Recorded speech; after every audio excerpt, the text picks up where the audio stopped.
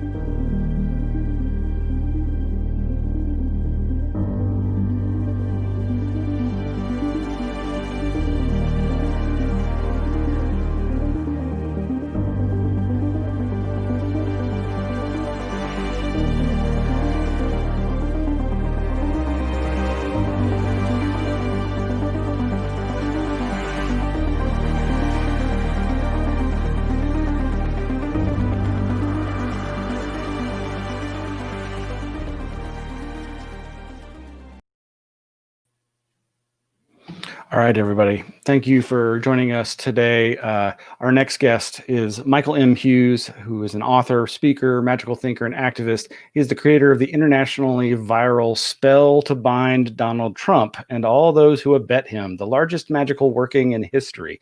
He speaks on politics, magic, pop culture, psychedelics, the paranormal, and tarot. His latest book, Magic for the Resistance, Rituals and Spells for Change, is published by Llewellyn worldwide and is available via Amazon, Barnes & Nobles, and Llewellyn, and at your favorite local bookstore. Support your local bookstore. His acclaimed supernatural thriller series, The Blackwater Lights Trilogy, is available from Penguin Random House. Michael lives in Baltimore with his wife, 2 daughters, and a rabbit named Tony Turnipseed. Did I get that right? Turnip seed. Close enough. He won't be insulted if you get it wrong. Oh, good. How are you doing today? I'm doing great. It's really a pleasure to be here and lend whatever support I can to this great resource. I mean, you've been at this for a long time, and it is really deeply appreciated by those of us who love the weird and the anomalous. So I wanted to give you a shout out, and thanks for all you're done. And I hope people will throw some donations your way while we're talking or afterwards. Really appreciate it. Thank you so much. I've followed you online for so many years, and it's finally great to connect in this more direct way. And I just really, you're one of these people I really want to support your efforts, and so we'll be popping up the information. Of course, people can go to our website, anomalyarchives.org, and find the links to Michael M. Hughes' website and all of his resources and books and so forth. So without further ado, we can go ahead and load your slides and get you going. Okay. Yep. All right. Let me share my screen here. And here we go. So we're going to talk about tarot today, but I hope I don't puncture too many sacred cows or pop your balloons too much. Because I've spent a lot of time. I've spent a good part of my life working with tarot, studying tarot, and there's just a lot of BS out there. So we're going to address some of that, and hopefully you learn something, or maybe you might get a little, angry because it's something you've believed for a long time. But I do have a disclaimer, so let's get forward. Let's get towards that. Okay, here, and let's go. First of all, disclaimer. That is, much of what you're about to see and hear is an opinion. Tarot reading is an art, not a science. You are free to disagree with my opinions, but the historical information in this presentation is backed by rigorous academic research. Also, naughty words ahead. I'll try to keep them at a minimum. So my story. I discovered tarot back around 1976-ish when I picked up this James Bond 007 tarot deck, which I still have to this day. It has now been renamed, weirdly, the Tarot of the Witches. So if you wanted to pick up that deck, it has nothing to do with witches or witchcraft. I guess they just thought that would be a good selling point. You'll see that's kind of a common theme today. Some say that it possibly was Jane Moore as Solitaire in the Bond film Live and Let Die, where these cards were displayed that drew me to using tarot, but that's just an unfounded myth. Now it's become quite an obsession. This is my top shelf collection of tarot cards. So be warned, if you get into this, if you get into collecting tarot cards, it can kind of take over your life, as it did mine. So let's look at the best way to avoid spreading BS. And I see that all the time in tarot forums, among readers when they talk to each other, among students of tarot. I think the best way to avoid spreading further BS is to learn some history, real history. And so let's look at the tarot as I learned it. First of all, I was told that tarot is ancient Egyptian for royal road, as in a royal road to wisdom or understanding. And the tarot is the distillation of the wisdom and teachings of Hermes Trismegistus, who kind of rolls the Greek Hermes and the Egyptian Thoth and the Roman Mercury kind of into one teacher, one set of teachings, the Hermetic teachings as they became known as. Also, that the tarot kind of encapsulates the wisdom of Kabbalah. the Jewish mystical tradition. It may sound funny if I say Kabbalah. Most people say Kabbalah, but I talked to a rabbi and that's how he said it. So that's how I say it. So tarot also incorporates all this Jewish mystical tradition teaching as well. And interestingly, kind of to confirm that, there are 22 letters in the Hebrew alphabet. There are 22 cards, the major arcana in the tarot. So that, I was told, is not coincidental.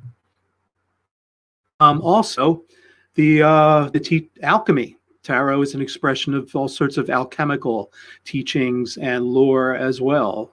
So it really is just packed with all this esoteric knowledge and wisdom and astrology. The tarot incorporates astrological signs, the zodiac, and that each card was designed with an astrological function within it. How did we get tarot? Well, the gypsies, or as they're known today, the Roma or the Romany people, they brought this ancient wisdom from Egypt in a pack of cards, and that's how tarot came and spread to the West. So we have the gypsies or the Roma to thank for bringing all this ancient wisdom to us. Also, I was told that our modern playing cards are just kind of a debased form of tarot cards. So these beautiful tarot cards just over the years just kind of got degraded, and the major cards were removed, and what we're left with are these silly little playing cards that we play games with. Now, it's funny because when I teach courses, I teach a lot of tarot courses. This next slide really infuriates people because they've been busy writing all that stuff down while I've been talking. Everything I've just said is a huge load of BS. You may have heard some of this stuff over the years. You may have read it in books like I did. You may have been taught it orally, passed down from people. It's still, some of this stuff is still written about in books out there. It's BS. Don't believe it. And the best way to learn history and to understand the tarot is to look at real history, not that bogus history that I just spent some time passing along you. So where did tarot come from? It did not come from ancient Egypt or Sumeria or Atlantis or Lemuria. It came from China, as a certain infamous popular figure might say it, China. 9th century China, in fact. And why did tarot come from China? Because paper was invented in China. And you can't have cards until you have paper. So around the 9th century in China, when they had already invented paper and were already using it to count currency and things like that, they started making playing cards to play games with. Here's a visualization of what some of those Chinese playing cards looked like. They had 4 suits, which is interesting because if there's one thing that's remained the same down through time is the 4 suits, just like we have 4 suits in our playing cards or tarot card decks today. And the Chinese cards were cakes, strings, myriads, and figures. And then we sort of trace the evolution of playing cards to Egypt and the Mamluk dynasty. The Mamluk were tough people. They kicked the Crusaders out. A long-lasting dynasty, too, from like the middle of the 13th century to the 16th century. They were a force within Egypt. And they had these amazing cards, which are now known as the Mamluk deck. There's a few surviving examples of them in museums. If you ever get a chance to see them, they're absolutely gorgeous. And like most cards of the time, these things were hand-painted because the technology to mass produce cards had not been invented yet. So these beautiful cards are like gold embossed. And you'll see the 4 suits here are scimitars or curved swords, coins, polo sticks, and cups. So right here we have what are the beginning of the 4 suits as we know them in tarot. So what happened? These cards spread. There was a lot of cross-cultural communication and trade. So these playing cards really caught on. They started spreading westward and northward through Europe. And we can kind of watch how they change as they spread, and changing from swords into spades, as we see them as spades now, the clubs turning into staves, and coins remaining largely similar and turning into diamonds. So what you see is because the Europeans didn't play polo, so they didn't know what these polo sticks were, so they just made them staves or rods. They didn't use curved swords, so they straightened out the swords. These elaborate cups, and you can look at all these suits and this cool little diagram here, and you can see how they got more abstract as they spread.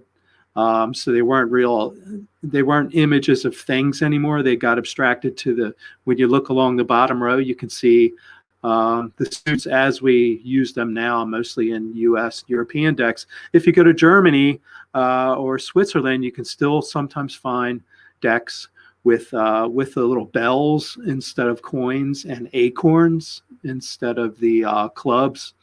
So I love this little diagram, and it shows how as these symbols spread, they changed as they were adopted by different cultures, and they became more abstracted over time too.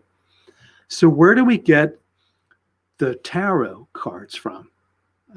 Not ancient Egypt. The first mention were called Carta da Triumphi, or triumphs, cards of triumphs. And it's basically a regular deck of playing cards with an extra suit added to it. Triumphs, also known as, I can't get that word out, so we'll just call them triumphs. They were first mentioned in 1442, and they were used for a game called Taroki. And that's where we get the term tarot from. It's not the Royal Road in ancient Egypt. It was a game similar to bridge in that you make bets, and it's a trick-taking game. So it's a very intense sort of game. You can still play this game, and it is still played in Europe. If you wanted to try it, there's even an app you can download. But like I said, it's a complicated game. I kind of gave up on learning it. You really need a group of people who know how to play it to really understand it well. So tarot came from northern Italy in the early 15th century. But where did this term triumphs come from? Well, there are these parades. Imagine Mardi Gras, but these elaborate parades with these allegorical scenes on them, rolling through, late medieval, early Renaissance Italy. Just immensely beautiful things. This is actually a painting of what some of those look like. They were incredibly elaborate, like rivaling a lot of the parade floats that we see today. So a real spectacle. And why they called them triumph parades is because first you'd have like the low people on the totem pole. You'd have maybe a beggar and a fool leading the parade. Then you'd have some of the nobles, and then then you'd have the clergy, and at the very end, like in this instance, this is a Roman triumph, so you'd have the Roman emperor riding in, so that each float that comes by, each group that comes by, triumphs over the previous one, until at the very end, it's the emperor or the pope or whoever the big cheese is. And there was a really popular poem. It was kind of the Star Wars of its time. Like everyone knew this poem. And it was called Il Trionfi, or the Triumphs. And this is just a little painting showing love, chastity, and death. And if you look at the elements in this poem, you'll start to see the outline of the tarot deck. You'll see love, temperance, fortune, also as the chariot, the pope, the emperor, the empress, death, time or the hermit, the devil, the wheel of fortune, the sun, the moon, and eternity or the world. And if you're familiar at all with tarot, this is exactly where it's coming from, right here in these triumph parades, which in turn became that word I can't say, and which became tarot, the game of taroki. And I have to show you some of the pieces from this painting. I'm a big fan of the death card. Like he's just goth as hell, riding atop this death chariot pulled by these black bulls, just crunching people below his wheels. That's tough. I mean, I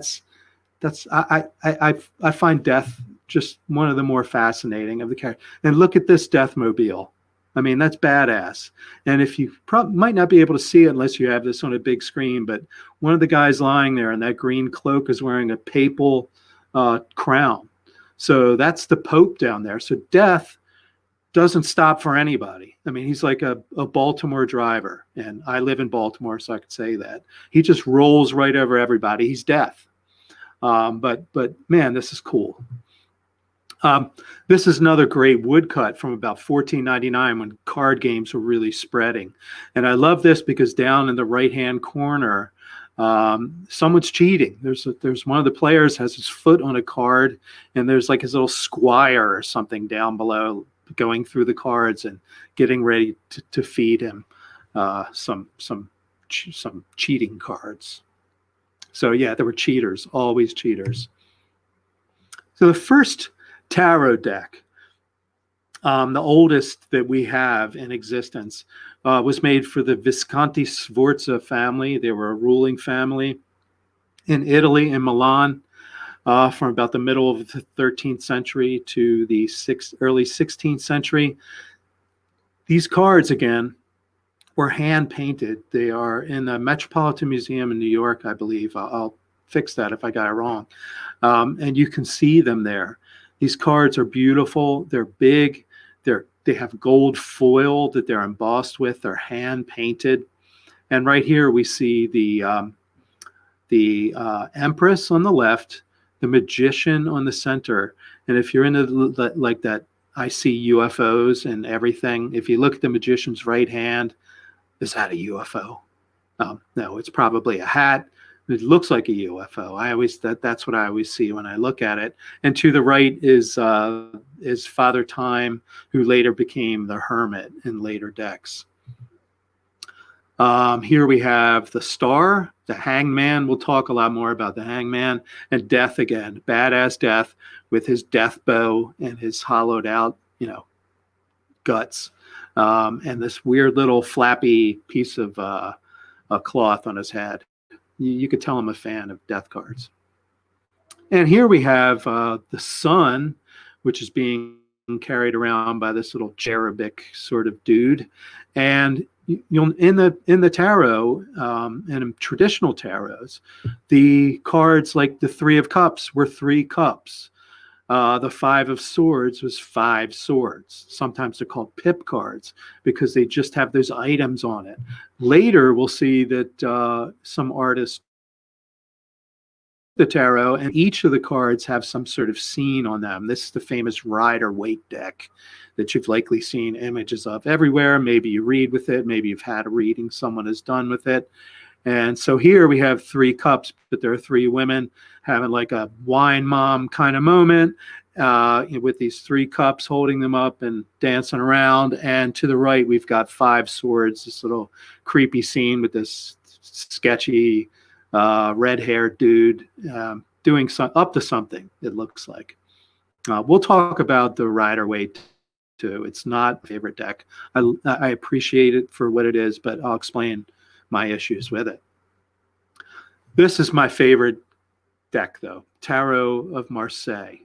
The Marseille deck really kind of standardized the numerical sequence of the major cards.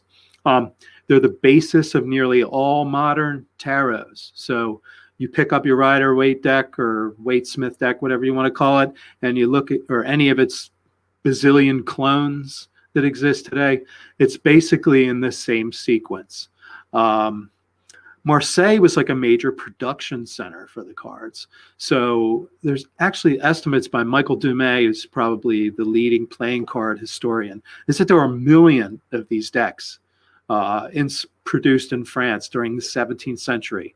So they were huge. They were everywhere. But they're paper, and paper, as you know, kind of degrades. So we've lost countless numbers of them over the years. And here's an image of a workshop Now, at this point, the reason why they can make so many of these, because they used wood block prints. So they could mass produce these things. They take a big block with the cards, images carved on them, ink up the red, say, or the black, stamp a sheet, take it off, take the next color, stamp the sheet. So in this way, as woodblock prints, you're limited in color, but you still get this kind of really beautiful resonant image. And here we have the tower, or as it was known, the house of God back in the day, getting struck by lightning, these people falling out.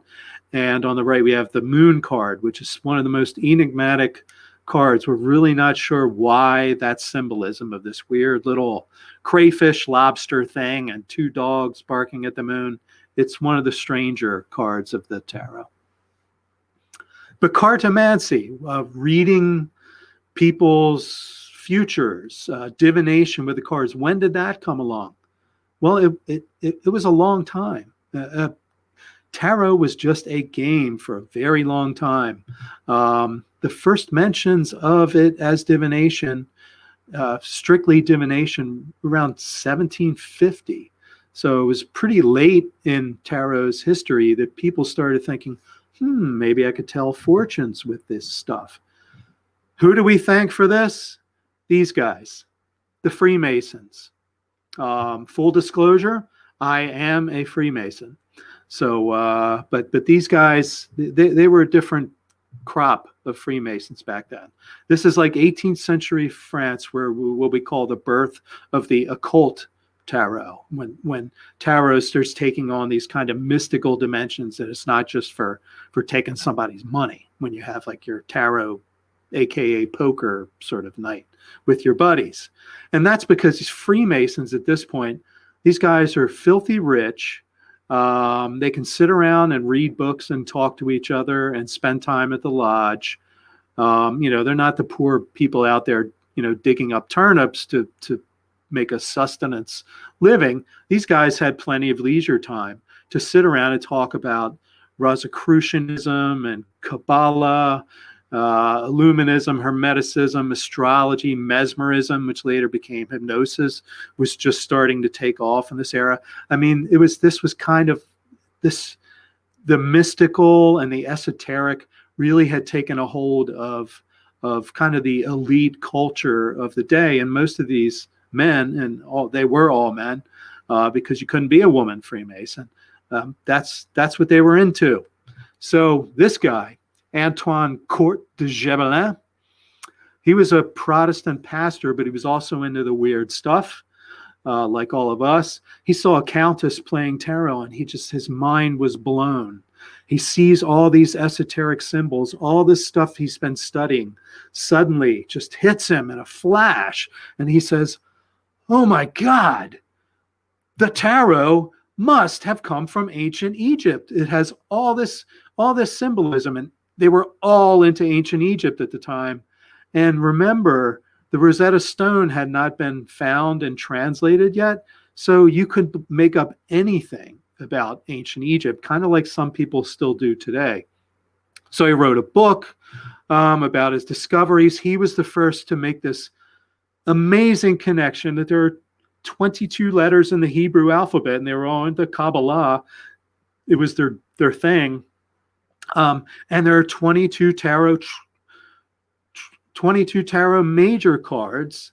So there has to be a connection, right? I mean, this has to be the wisdom of the Jews and not just ancient Egypt. It's like everybody rolled all of their wisdom into these cards. Then this guy comes along, Jean-Baptiste Alliette, who had the cool idea to spell his last name backwards and take on his occult name as Atea.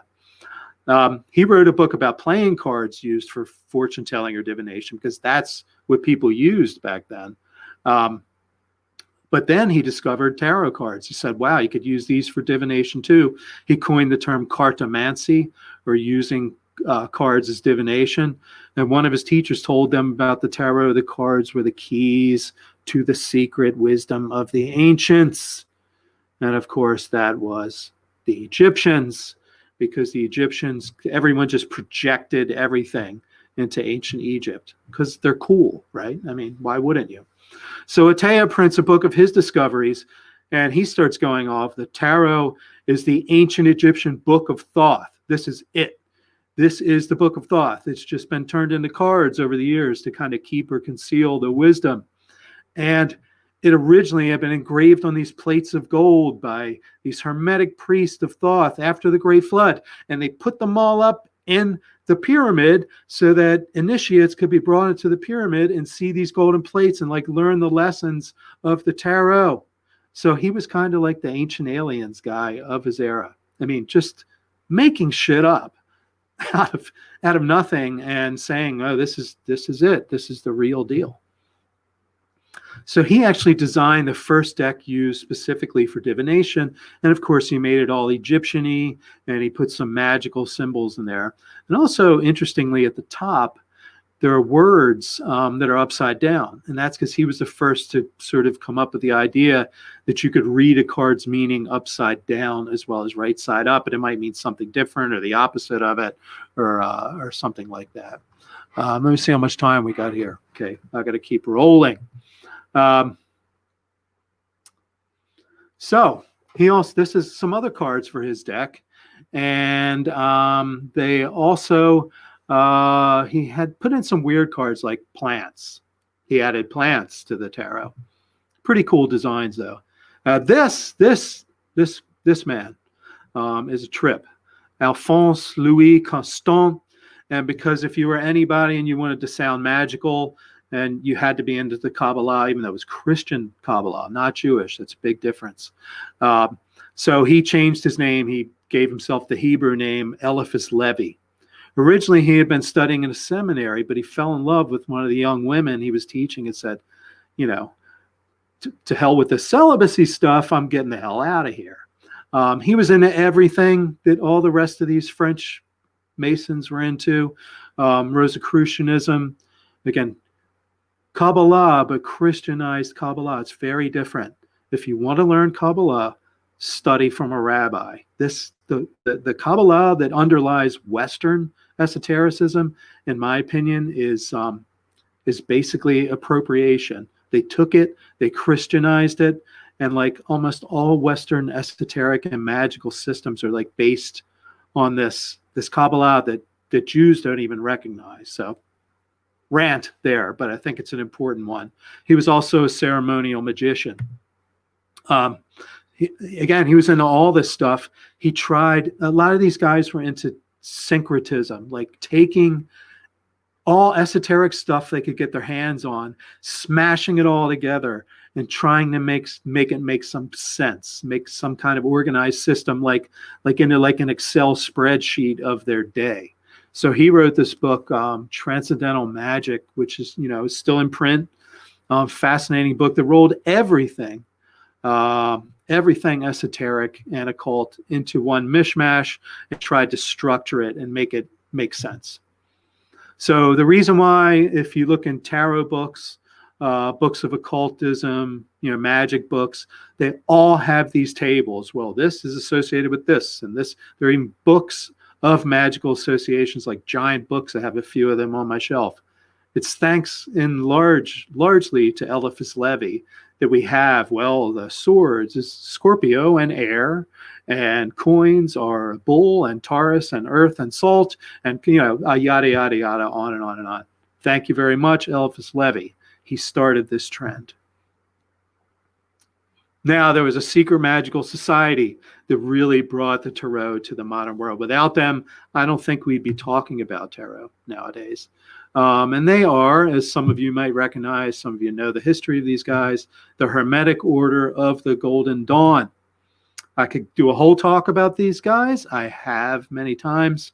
But they were the most influential cult organization maybe ever. Of the 19th, 20th century, all these famous people, William Butler Yeats, the cream of the crop of society, British society, were in this organization started by these three guys. Again, Freemasons, esoteric Freemasons, Mathers, Westcott, and Woodman. They basically said they found this book that was a secret code of an ancient order. Most scholars kind of believe they just basically made this stuff up. And there's nothing wrong with making stuff up. Everything is made up, right? So yeah, they made it up. And I mean, if you think Eliphas Levi brought together a bunch of stuff and crammed it together to make something new out of it, the Golden Dawn, their curriculum was like insanely complex. Western esotericism, Kabbalah, astrology, alchemy, magic, meditation, psychic development, scrying. But at the heart of it was this big emphasis on tarot that they got from Eliphas Levi. But the tarot was like the root of the Golden Dawn magical system. So what they did, they took the Kabbalistic tree of life and they mapped cards to this tree of life. And mind-blowingly, there are 22 paths, 22 of those little paths between those little circles, Sephirot.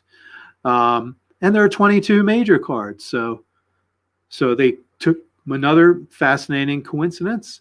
So they mapped each of the cards to the number cards they mapped to those little circles, Sephirot, and they made this just ridiculously complex, mind-bending, mind-hurting system. So what happened to the Golden Dawn? Well, they, like most kind of occult groups that are led by a very charismatic leader, sort of cultish devotion, the power went to his head and he kind of lost his marbles, and the whole thing basically exploded, fell apart, splintered into all sorts of offshoots. This guy was one of those offshoots, Arthur Edward Waite. He didn't like the magic in the Golden Dawn. It creeped him out. He wasn't into magic. He leaned more Catholic. He leaned more sort of devotional magic rather than, trying to make stuff happen kind of magic. So he started his own order, because that's what you do. When you leave a magical order, it falls apart. You make your own version of it to fix it. The Independent and Rectified Order of the Golden Dawn. It had much more of a Christian emphasis. And he wanted to design his own deck, but he had no artistic skill or whatever. So he found another refugee from the Golden Dawn, Pamela Coleman Smith, a.k.a. Pixie. She was born in 1878 in London. She joined the Golden Dawn. William Butler Yeats brought her in to the Golden Dawn. She was a great artist, an illustrator, writer. She made these little theaters, like miniature theaters. She worked on costumes and stage design. She was not, though, as far as we can tell, a woman of color, and that's become like a contentious thing in the tarot community. She grew up in Jamaica. She spent a lot of time in Jamaica, but she was born to very white American parents in the UK.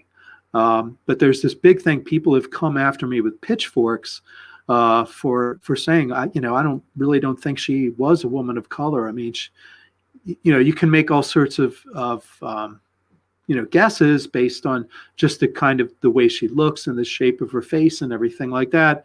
But as far as we know, she was just a white woman who spent a lot of time with her family in Jamaica at one point. So between Arthur Edward Waite and Pamela, they made the Ryder Waite deck. Okay. The Ryder Waite, also called the Smith Waite or the Waite Smith, in honor of the artist. First published in England in 1909. It was the first non-European deck. Became the best-selling tarot deck in the world and still huge. Unpopular opinion time. This deck and its bazillion clones, because most tarot decks are based upon the structure of this deck, is responsible for more bullshit about tarot than anything else except maybe Miss Cleo. And also, I do have Miss Cleo's deck because I'm a completist. I had to have that. This guy, a lot of you know him, Aleister Crowley, not Crowley. He says Crowley rhymes with holy. That's what he liked to say. Was initiated into the Golden Dawn. He made his own deck, the Book of Thoth, he called it, based on kind of his beliefs in occultism, his received religion of Thelema. This woman, Lady Frida Harris, painted the art for that. And man, this is a trippy deck. If you want to do a reading for someone on psychedelics, pull this out and watch their pupils just get the size of their entire eyeballs. just amazing art. Became very popular in the 60s when it was reprinted for obvious reasons. But it's really a Crowley deck. Like, you need to understand Crowley's teachings to understand. He crammed it full of all the symbolism and all his teachings. And, you know, like, it's almost like a graduate course if you want to understand all the symbolism that he jammed into this deck. You can still read with it even without knowing all that stuff. And it's a beautiful deck. Although I should take that back. If you want a deck to take to Burning Man to read for people while they're under the influence, you might want to get this Major Arcana by Oliver Hybert. I mean, there's like eyeball-headed people, and they're melting everywhere. Psychedelic day glow colors. Just an aside, I really like this deck. Here's some other. I love the card on the left, which always looks to me like a circuit board, kind of ahead of its time. The Magician card is, you know, he's kind of doing his lesser banishing ritual. The pentagram there, looking all solemn and creepy. And on the right, hey, it's Uncle Al with his sense of humor and his, you know, there's the devil card is basically a penis with balls with sperm people floating around in them. But that's Uncle Al. That's our Uncle Al. The death card, his death card, though, is one of my favorites. Lady Harris really just captured something here. Beautiful, beautiful resonant imagery card. Here's some unpopular truths. I'm going to start winding down. But here's the things people get so angry and fight about. And again, my opinions, you can definitely disagree if you'd like. This is the real opinion part. Now it's history. Now we're getting into opinions. I think tarot works like every other form of divination. You can reduce it to a simple equation. You take randomness and you add symbols to randomness, and you add human consciousness and our ability to look for patterns and to tell stories based on pictures. And what do you get? You get synchronicity. So I have a good friend named Dan. People have asked him to do a tarot reading. He didn't have his cards. He used little packets of sugar. He numbered them 1 to 22 and did a reading with it because he knew what the cards represented. You don't need the cards. The cards aren't the magic. The magic happens here.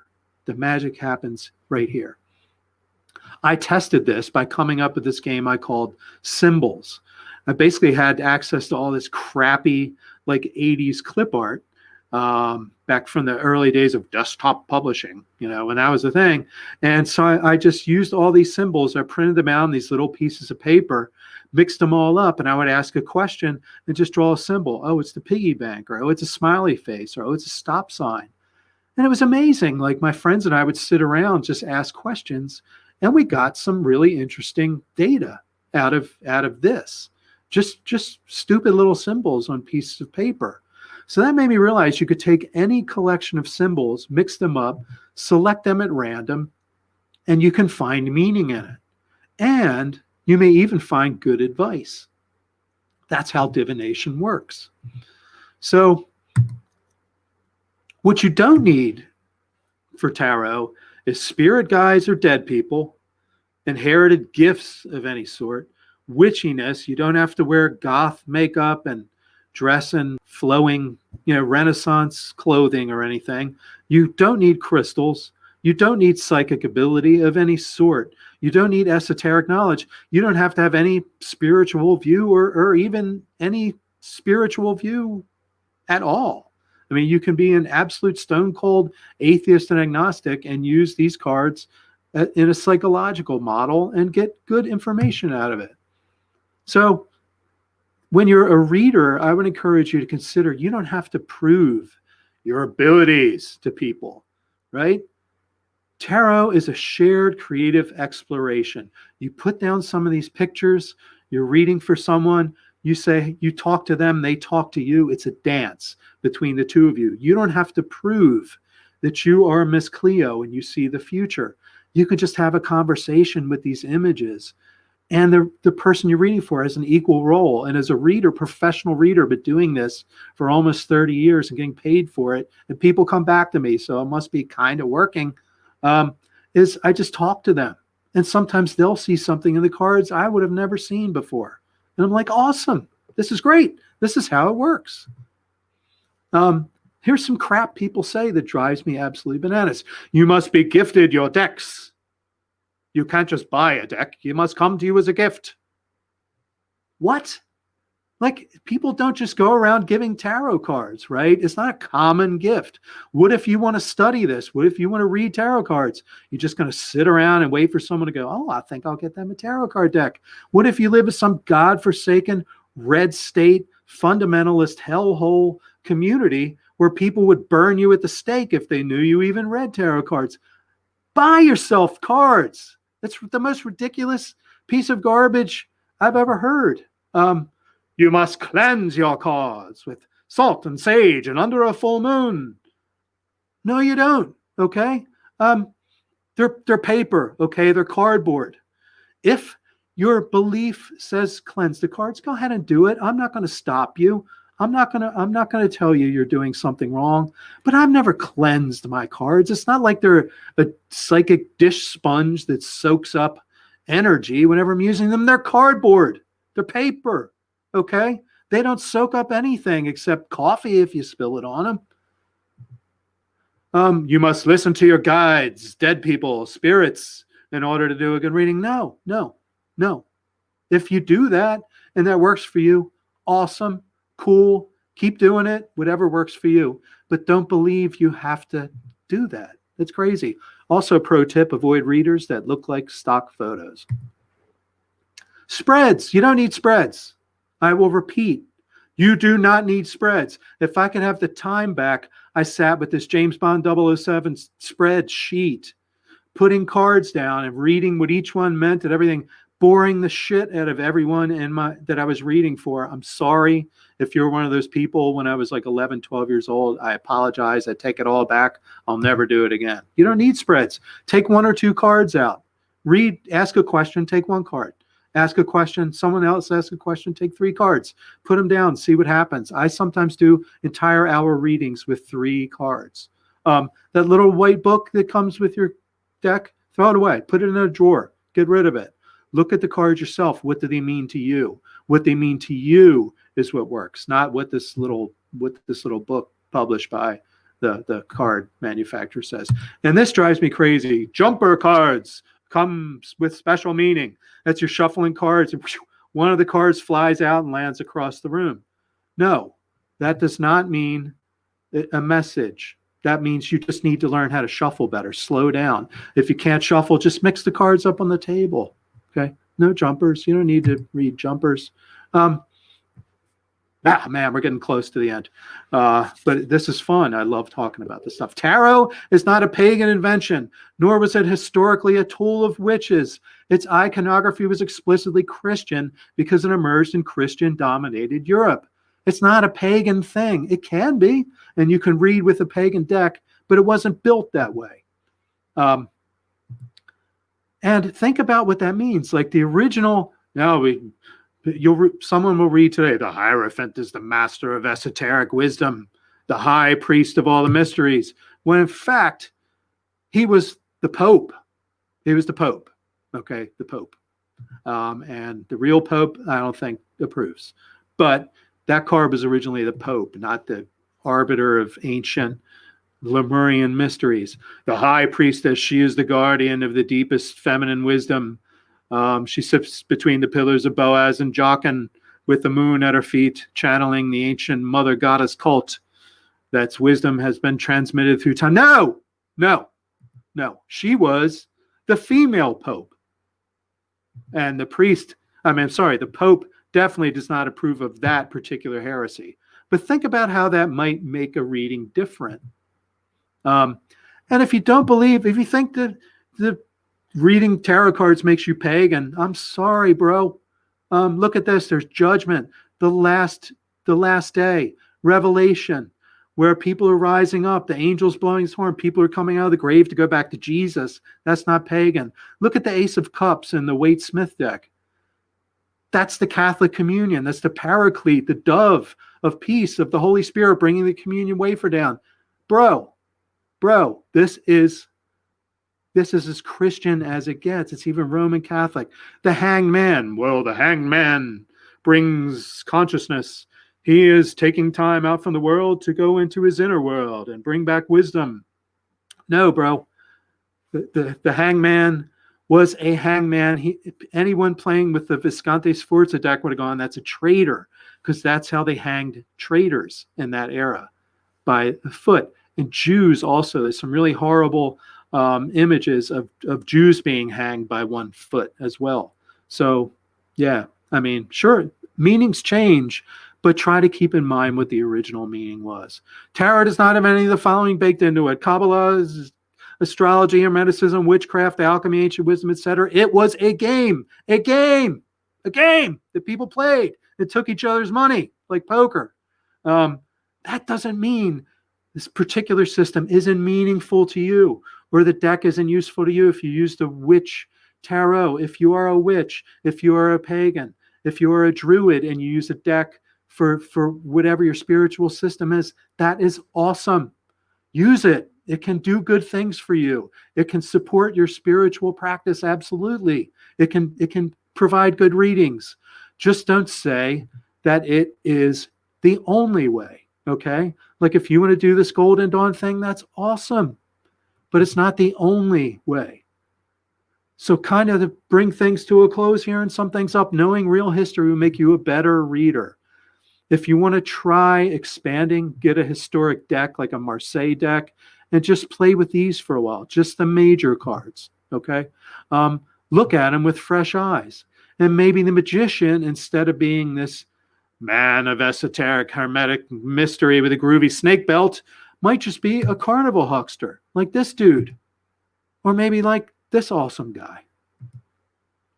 And look at the Fool. So instead of being this hippie in this awesome tunic with flowers all over it, carrying a flower, blissed out on MDMA, just like kicking it with his awesome little dog at an EDM festival, maybe instead the Fool is this just homeless guy with his pants ripped, trudging around the city with this little monstrous dog getting ready to shred his twig and berries.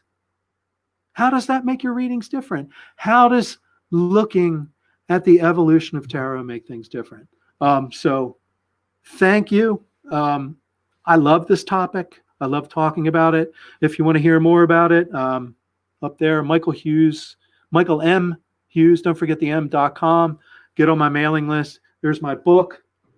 There's a copy of my book. You can get it at your local store. They love you when you shop there, especially during a pandemic, if they're keeping safe. So thank you very much. I'll take questions if there's time.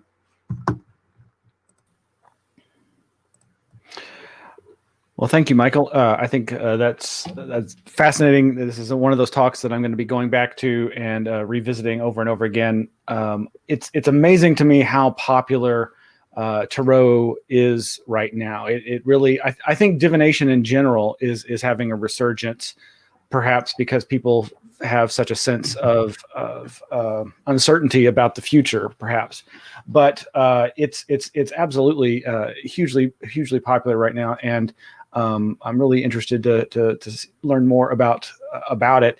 I don't have that much experience with it, other than I know a number of friends who use it very well, and I've mostly experimented with I Ching, but even there, I've had such really dramatic, for me, personal synchronicity, meaningful feedback that I do find that there is value in this, even if I put on my rational skeptical hat and like try to psychoanalyze, well, I'm just projecting and whatever. But I like you describe it as a dance. I think that there's really some significance to that. We do have a couple of questions, and yes, I will just say, at least some of our viewers are not taking kindly to some of your comments, but hey, that you were expecting that. That's okay. That's okay. I mean, again, like I said at the very beginning with the disclaimer, these are my opinions, but the history is pretty rigorous academic study. There's always, things that maybe historians missed, and alternative history. I'm totally open to that, but the rest is opinion. So, if you think I'm full of it, that's cool. I think a lot of tarot readers are full of it too, and that's okay. We all do our own thing. There's no tarot board. So yeah, the question from Morgan, the idea perhaps forgotten is that gifts come usually with love, which is a kind of blessing. I agree with that. I believe some people are psychically gifted, and that's a wonderful thing. I just don't think you need it to do divination. Like maybe it helps.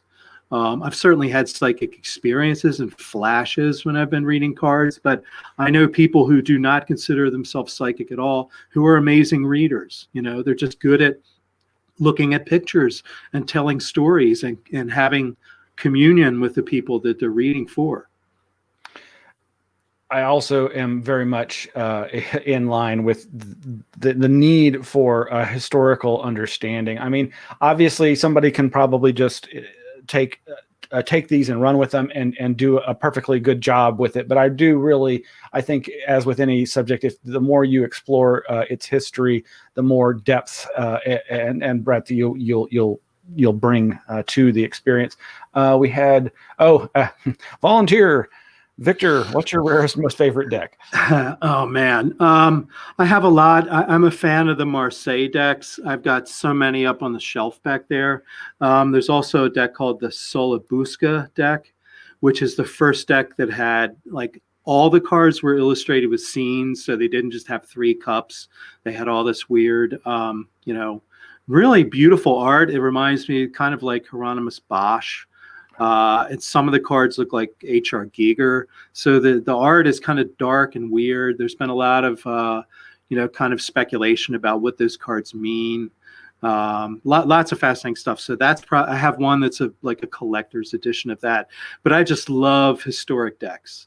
Marseille decks in particular, I have a ton of them. I also wanted to show this one because it's one of my favorites for these types of shows, is the Ufo Tarot. Oh, nice.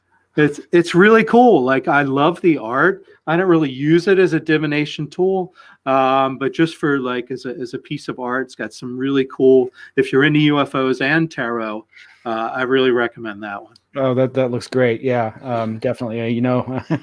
Sign me up. Let's see. Just some compliments for the presentation, and an upcoming presenter for next week, I believe, Twee Snyder. Love the real history. Great. Have you ever considered making your own tarot deck? I have, but I'm such like a stickler. I'm such a fan of historic decks. It's the rare modern deck that actually captures my fancy. I guess, in a way, maybe I'm just sort of a snob, but I don't like decks that look real like cartoonish, like really like modern illustrated style kind of decks. I'm just drawn to the historical stuff. It's what resonates most with me. I get the best readings out of it. Anything that looks like superheroes or like Hello Kitty and stuff like that, it's not my thing, but they can work for people. I'm not putting them down. It's just a personal aesthetic. I'd love to do a deck. I'm just not sure how I would do it. You mentioned Giger has to. There's got to be a Giger deck. There is a Giger deck. It's pretty Giger-ish and creepy. It's cool. It's hard to find and rare. There's also an H.P. Lovecraft tarot, which is kind of cooler if you're into Lovecraft. So I do have like some novelty kind of decks like that, but really the historical ones are the ones I get the most out of readings with. Well, thank you so much for your presentation and taking the time. Really appreciate it. Folks can go to michaelmhughes.com and or you can go to our website and find the links there as well. And of course, he's got a number of books, fiction and nonfiction, that you can purchase to help support Michael's work. And really, just thank you so much, Michael. I look forward to support this guy here. Support all the great work he does. So thank you. Please, I'm going to make a contribution, and I hope you guys will too. And thank you for letting me help with this, because it's a great cause. So. Really appreciate it. So we'll have you all back again soon, I'm sure, and in some capacity. We're gonna keep rolling on. So awesome. Take care. Have a good day. Thank you. Thanks, everybody. All right, that was Michael M. Hughes. You can go to michaelmhughes.com and find his work there and check that all out. Coming up next, we've got a nice new, there it is. We've got coming up next is Aaron Goulias, a contactee countdown, top most influential or fun UFO contactees.